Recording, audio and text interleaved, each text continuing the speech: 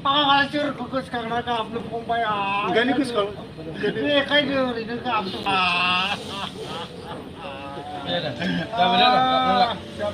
गाबला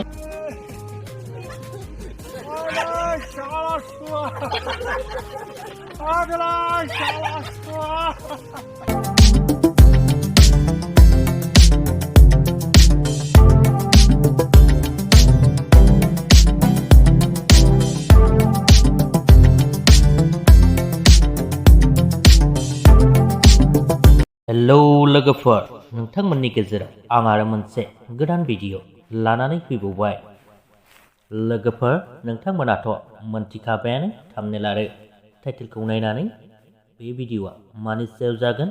स' लोगोफोर बेनो जादों फैबाय थानाय बोसोर 2023 मायथाइयाव दिहुनजानो गोनां गोदान आबुं बर' सावथुनफोरनि मोननैसो आपडेट नोंथांमोननि सेराव लानानै फैदों। स' जायफोर नोंथांमोना मोनथिनो लुबैदों भिडिअखौ जागायनायनिफ्राय लानानै जोबजासिम नायलांदो।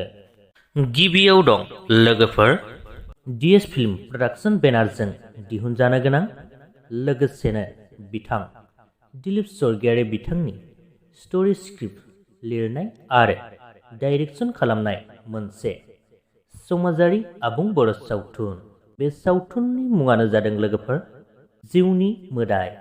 बे जिउनि मोदाय सावथुनावनो गाहायै फाव खालामनाय नुनो मोनगोन फावखुंगुर दिलीप स्वर्गियारि आरो सुंद' बर' सावथुननि गेजेरजों बांसिनै मुंदांखा जाबोनाय फावखुंग्रि बिथां मनीषा मुसाहारि बिथांमोननि गाहायै फाव खालामनायफोरखौ नुनो मोनगोन।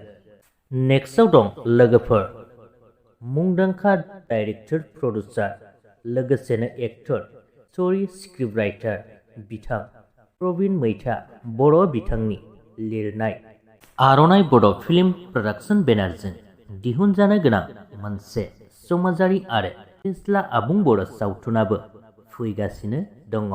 बे सावथुननि मुङानो जादों दावखा बिदै। स' बे सावथुनाव गोबांथार मुंदांखा फावगिरिफोरखौ नुनो मोनगोन जेरै मेन्देला, दांखोलोदो, दैमु, जुलि मुसाहारि, प्रबिन मैथा आरो गोबां फावगिरिफोर।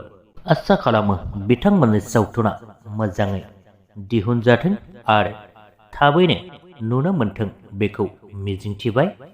बेजों लोगोसेनो बे भिडिअनि आपडेटआबो बेखिनियानोमोन। भिडिअखौ नायनानै मोजां मोनदोंब्ला लाइक खालामदो, लोगोसेनो चेनेलखौबो साबस्क्राइब खालामनानै लादो। गोजोन्थों।